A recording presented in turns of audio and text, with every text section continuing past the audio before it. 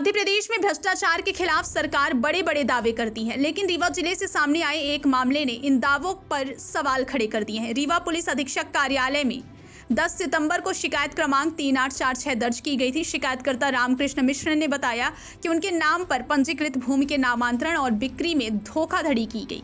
रामकृष्ण मिश्रा के अनुसार उन्होंने आराजी खरीदी थी और उनका नामांतरण सही ढंग से किया गया था, लेकिन बाद में अशोक मिश्रा, प्रभावती मिश्रा और पंकज प्रसाद मिश्रा ने पटवारी और तहसीलदार के साथ मिलकर राजस्व अभिलेख में कूट रचना कर जमीन अपने नाम कर ली। शिकायतकर्ता ने पुलिस महानिरीक्षक रीवा, पुलिस अधीक्षक और थाना अतरैला में शिकायत दर्ज कराई, लेकिन अब तक किसी भी दोषी के खिलाफ कार्रवाई नहीं की गई।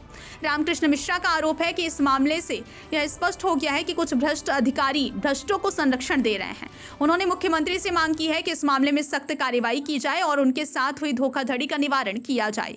रीवा से यह मामला एक बार फिर यह सवाल उठाता है कि क्या जिले में भ्रष्टाचार के खिलाफ सरकारी दावे सिर्फ कागज पर हैं या वाकई कार्रवाई होती है।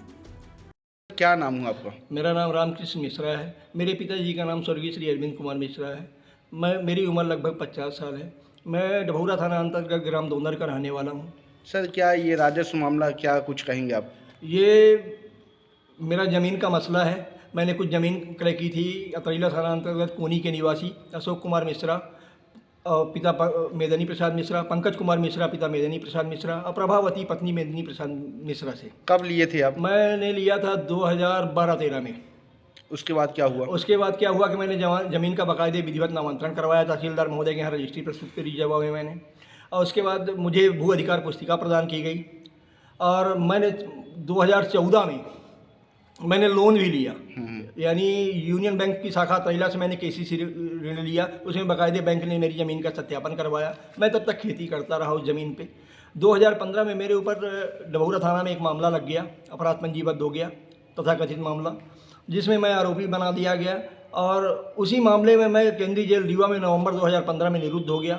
अभी कुछ समय पहले जब मैं माननीय सर्वोच्च न्यायालय नई दिल्ली से मैं जमानत प्राप्त करके बाहर आया तो मैंने ज़मीन के दस्तावेज खंगालना शुरू किया तो मुझे पता चला कि जो ज़मीन मैंने 2012-13 में इन लोगों से क्रय की थी वो ज़मीन अब मेरे नाम है ही नहीं, वो अन्य लोगों को बेच दी गई। अच्छा। तो मैंने जब रिकॉर्ड निकलवाया, पूरा पता किया तो रिकॉर्ड में दूसरे का नाम दर्ज है कंप्यूटर में पूरा। तो जो व्यक्ति आपको जमीन बेचे हैं वही व्यक्ति दूसरे के नाम दूसरे को बेच दिए हैं। तो मैं इनके घर गया, इनसे बोला कि भाई ऐसा क्यों किए हो आप लोग, अशोक कुमार वगैरह के। ये सीधे बोले कि ज़मीन मेरी थी, मैंने बेच दिया है।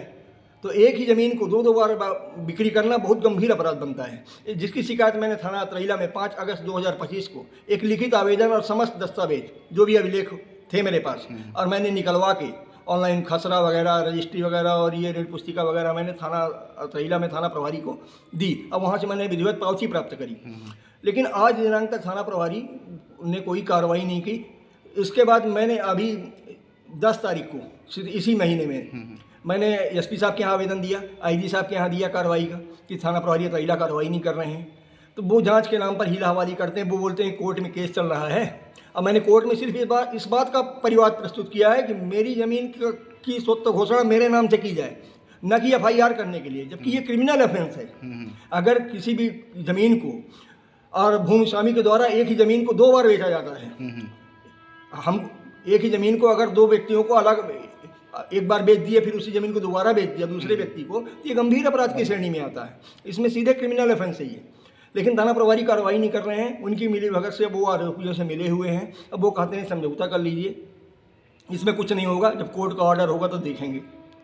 अगर कार्रवाई नहीं होगी तो अगला कदम क्या? कार्रवाई ना होने की तो सर मेरे सामने एक ही विकल्प है कि मैं आमरण अनशन करूं और भूख हड़ताल पे बैठूं। यही है, यही करूंगा मैं।